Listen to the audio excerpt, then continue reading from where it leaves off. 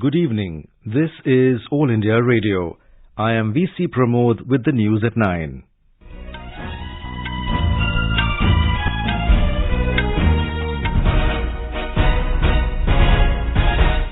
The headlines. Proceedings of both houses of parliament marred on 14th consecutive day over Adani Group issue and Rahul Gandhi's democracy remarks. President Draupadi Murmu confers Padma Awards in the second civil investiture ceremony at Rashtrapati Bhavan. Ministry of Home Affairs advises states to ensure law and order during Hanuman Jayanti tomorrow. Supreme Court dismisses opposition parties' plea alleging misuse of central agencies. And in IPL cricket, match between Rajasthan Royals and Punjab Kings underway at Guwahati. The Adani Group issue and Congress leader Rahul Gandhi's democracy remarks continue to mar the proceedings today in both houses of parliament on the 14th consecutive day of the second leg of the budget session. The Lok Sabha and the Rajya Sabha were adjourned for the day following the ruckus. In Lok Sabha, when the House reassembled at 2 p.m. after first adjournment, members from Congress, DMK and others trooped into the well, raising demand for a JPC probe into the Adani Group issue. Members from TMC, JDU, NCP and others were on their feet. Amid the din, the Coastal Aquaculture Authority Amendment Bill 2023 was introduced in the House. The presiding officer urged the protesting members to allow the House to function, but they continued with their sloganeering, leading to the adjournment of the House for the day. In Rajya Sabha, when the House reassembled at 2 p.m. after the first adjournment, Leader of Opposition Mallikarjun Kharge reiterated the demand for a JPC probe into the Adani Group issue. Leader of the House Piyush Goyal accused the Congress of undermining the country's institutions. President Draupadi Murmu conferred Padma Awards for the year 2023 at the second civil investiture ceremony at Rashtrapati Bhavan this evening. Padma Vibhushan was given posthumously to ORS pioneer Dr. Dilip Mahalanobis and former Uttar Pradesh Chief Minister Mulayam Singh Yadav. The President presented Padma Bhushan to philanthropist Sudha Murthy, theoretical physicist Professor Deepak Dhar, Kannada author Dr. S.L. Bhairappa and spiritual leader Tridandi Chinnajiyar Swamiji. Legendary singer Vani Jayaram was given Padma Bhushan posthumously.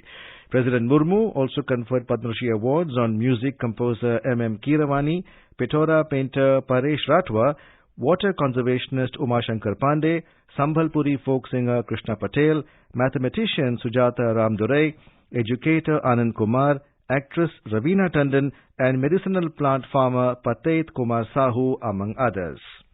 Vice President Jagdeep Dhankar, Prime Minister Narendra Modi, Lok Sabha Speaker Om Birla, Home Minister Amit Shah, Information and Broadcasting Minister Anurag Singh Thakur, along with several other dignitaries, were present on the occasion.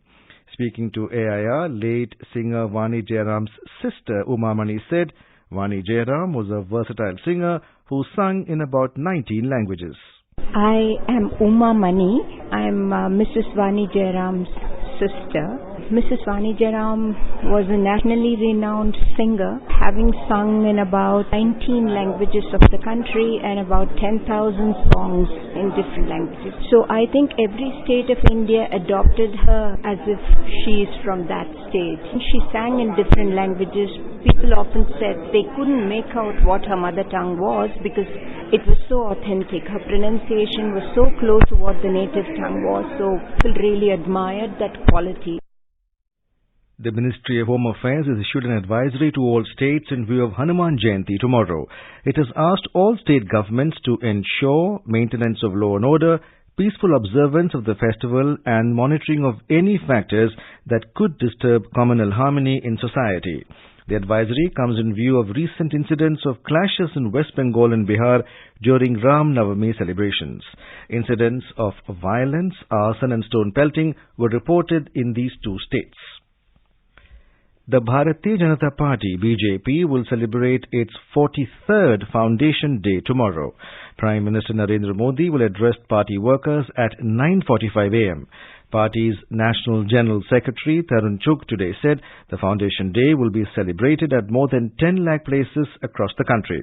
He said BJP has decided to celebrate a special week till the 14th of April, which is the birth anniversary of Dr. B.R. Ambedkar. The 7th India-Japan Defence Policy Dialogue, co-chaired by Defence Secretary Giridhar Aramane and Vice Minister of Defence for International Affairs Oka Masami, was held in New Delhi today. A wide range of issues including service-level exercises and engagements, regional security issues and cooperation in defence equipment and technology were discussed in the meeting. The dialogue is an institutionalized mechanism between India and Japan to discuss bilateral defence cooperation. The meeting of the Second Employment Working Group EWG under India's G20 presidency concluded successfully in Guwahati today. Briefing the media, Joint Secretary, Ministry of Labour and Employment Rupesh Kumar Thakur said all the member countries agreed on most of the things of ministerial declarations, while the remaining few topics will be discussed in Geneva. The three-day meeting discussed priorities of labour, employment and social issues for strong, sustainable, balanced and job-rich growth for all. The plenary session of the second G20 Empower meeting of the Ministry of WCD began today in Thiruvananthapuram with the theme Women's Empowerment, a win-win for equity and economy. Minister of State for Women and Child Development, Dr. Munjapara Mahendra Bhai, called for working towards creating an ecosystem that nurtures women's entrepreneurship and leadership. The MOS urged to focus on promoting women-led development with an emphasis on entrepreneurship, STEM education and grassroots women's leadership. This is All India Radio giving you the news. For quick news updates round the clock, follow us on Twitter at AIR News Alerts. The Supreme Court today refused to entertain a petition filed by 14 political parties alleging that central investigating agencies are being misused by the centre. A division bench comprising Chief Justice D.Y. Chandrachud and Justice J.B. Pardiwala said it cannot issue general directions without a factual context.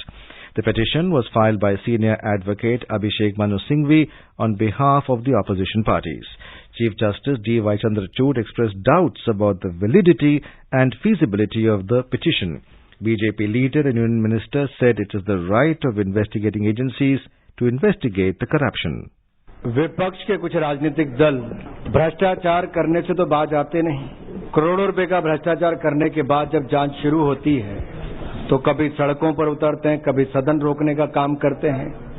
सभी भ्रष्टाचारी एक मंच पर आने का प्रयास करते हैं। भ्रष्टाचार का वैसे भी नेतृत्व कांग्रेस ही कर रही है और भ्रष्टाचारियों का भी। तो दुख तो इस बात का है कि जांच में सहयोग करने की बजाय बहाने बनाकर कोर्ट में मामले को और लटकाने का प्रयास किया जाता है। जिन्होंने भ्रष्टाचार किया है उनके खिलाफ जांच एजेंसियों का अधिकार है जांच करना। As Prime Minister Narendra Modi's popular radio program completes 100 episodes this month, All India Radio is presenting vignettes of his select quotes. Let's listen to the excerpts from the program wherein the Prime Minister talked about how Indian culture has taught us to live in harmony with nature. People, voice and direct dialogue. That's your and our Mann Ki Baat. Yes, this is how our Prime Minister connects with millions of countrymen. With the program Mann Ki Baat, aired on the last Sunday of every month on All India Radio. This series, which started on October 3rd, 2014, will complete its 100th episode in April 2023. In the 44th episode of this special program, let's listen to those excerpts in which the Prime Minister explained how the Indian culture, since many centuries, has been teaching us to live in harmony with nature. The Indian culture believes God to reside not only in humans but animals as well. Our ancient texts teach us to live in harmony with the flora and fauna and not to upset the balance of nature. The world today is faced with the problem of climate change. In the Mann Ki Baat program, broadcast on 27th May 2018, the Prime Minister gave a message to the world to be in sync with the Indian traditions and culture and save the environment for the future generations. हमारी संस्कृति, हमारी परंपरा ने हमें प्रकृति के साथ संघर्ष करना नहीं सिखाया है। हमें प्रकृति के साथ सद्भाव से रहना है, प्रकृति के साथ जुड़ करके रहना है। महात्मा गांधी ने तो जीवन भर हर कदम इस बात की वकालत की थी। जब आज भारत क्लाइमेट जस्टिस की बात करता है, जब भारत ने COP21 और पेरिस समझौते में प्रमुख भूमिका निभाई, जब हमने इंटरनेशनल सोलर अलायंस के माध्यम से पूरी दुनिया को एकजुट किया, तो इन सब के मूल में महात्मा गांधी के उस सपने को पूरा करने का एक भाव था।